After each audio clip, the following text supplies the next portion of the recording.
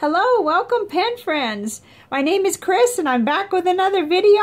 Today I'm really excited just to announce that we have our next 8 inks for our next ink series for the ink profiles. And these are all chosen by you because I went back and revisited our voting that we did in November. And remember, we've already done 8 videos, 8 of those, the top ones. But these 8 inks received either 6 or 5 votes. And it was exactly right. I mean, I didn't have to have any kind of a runoff vote or anything. There were 3 of them that got 6 votes. And then 5 that had 5 votes. So here we are. And it's a beautiful panel, I think. It's, gosh, we've got Birmingham inks, Fred Rogers, Cardigan red, actually, that should say. I think I left off a word there. And then we've got a gray. We've got Herbin Stormy Grey, which is a shimmer ink. And there was a little accident there. So there's a little green drip, but just ignore that. Probably look here better. Oh my goodness. It was at the very end after I'd finished the whole thing. So it must have been a little KWZ Green got dabbed on there.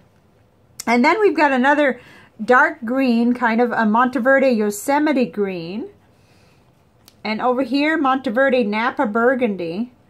Monteverde seems to come up quite often among us. I think we all kind of like that brand. And then here's Robert Oster Soda Pop Blue. This is a beautiful bright blue that I've had a long time. A very old and dear pen friend sent me a really generous sample of that a long time ago when I first started in the hobby. So, here's Colorverse Supernatural down here at the bottom. Whoops, I got to move a little. Kind of a bright green. And it's interesting that green came up 3 times this time. That was, I'll show you the notebook in a minute here so you can see the math, so to speak. And then this is Bungubox L'Amant, which I call it purple, but it's so bright. It's just a gorgeous, gorgeous color. And this was a sample that a pen friend sent, and then she sent me another sample because I was so crazy over it. I used the whole sample, and then I bought a bottle. I mean, I just went head over for how that shades, so I can't wait to share that with you, but also see it in some other nibs. That'll be fun.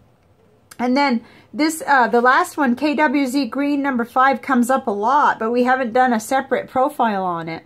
So that'll be fun to give it its day, you know, to see it in all the notebooks and on all the paper samples and do some art with it too. So that's what makes this so much fun. I really miss it. It's been just a few days really from finishing the last ink flight series, but I really miss it. So I thought, let's see what we've got, and I'll show you what I found when I went and looked it up. I was going through my notebook for kind of a beginning to do a end of year review, and here was my page right smack in the middle of my notebook, my daily process notebook.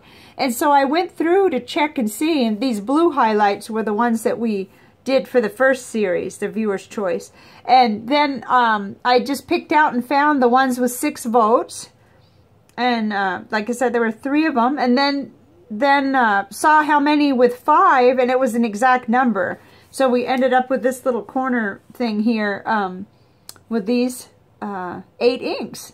So it was like, wow, it's too hard to resist. It's exact. I mean, when we get down to where there was 1 or 2 votes, then it's going to be really interesting. We'll have to maybe do some random selecting, you know, to give the inks numbers and everything. But at this point, it's pretty clear that these are the next 8. So that's what I'm planning to do. And the other good thing about this is that in every case, I've got at least 3 mils. So I'm not going to be as worried about having enough to check it out in the different pens. And I think that's going to help, because last time it was the ink flight with the 2 mil samples, I was really, really worried about having enough.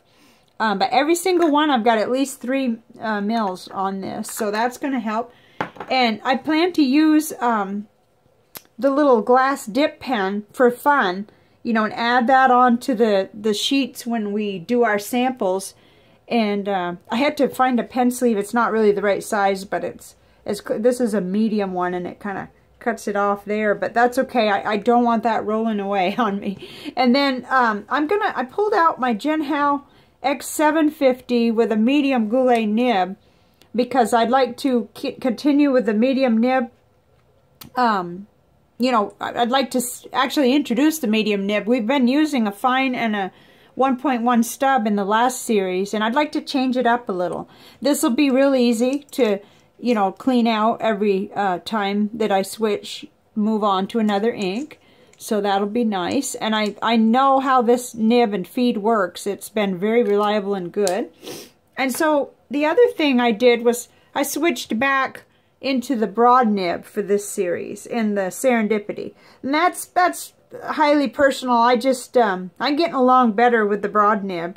And I'm practicing on the side with the stubs. But that was just not as, you know, as enthusiastic for me to use the stub every single day with a different inks, because it's the broad that I kind of go to naturally. So these are our inks, and let's look at the calendar.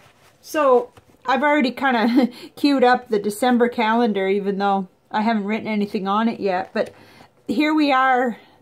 I think we're right here, November 27th today. And I'm not in a hurry to have the month over with or anything, but I wanted to kind of look at it, because what we we have an ink flight coming probably right in here somewhere, December, right toward the middle of the month, I would expect. It a lot of times comes on a Tuesday. It could come before then, but I think that gives us like 14 days or so to cover the 8 inks, which is about right for me right now because things are busy, and I'll be filling in this calendar with all kinds of stuff, including a birthday, mine, and then Christmas and Christmas Eve comes, and so it's kind of exciting. The other thing I wanted to mention about this series is that now that I have found this neat instruction panel that I found from, it was a Pen World magazine that shared Nick Stewart's technique. It has really helped me, and some of you have seen how much it helped, you know, on working with the watercolor, this effect that he does to kind of create a landscape. And I am going to be using this and also linking it for you guys too, because he's just got such a neat thing here. And I'm just such an amateur at it, but I distinctly remember that how I got these little trees was just coming back in after it had almost dried and just dotting with the pen, just loaded with that same color, whatever color, you know, this was jade that we were doing that day. And so it added these little highlights, just barely, but it gives a blurry kind of fuzzy, you know, notice that it might, it looks as if you've got forest or whatever in the background. So that's kind of neat. So, anyway, that's part of it. And that will be fun because we've got the visual journal. It's a newer, bigger one that kind of replaced this one. So we can look at each of these inks the way we did all the other ones that we've done. And it's so different with each one, and it's so unique what happens. You know, that was the Birmingham one. So we never know till we see what they're going to do, what's going to happen. So that's what I'm looking forward to. Be starting later today to put together a panel for Birmingham, Fred Rogers, Cardigan Red. Their names are always real long.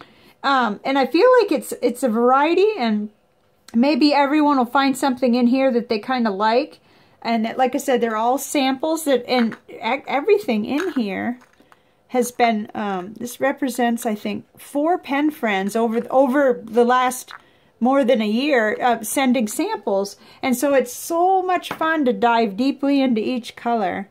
So at the same time, I'll just give you a little preview here. I'm still working on my pouches. And this is one that I'd kind of forgotten because it was over in my little art kit or self-care kit.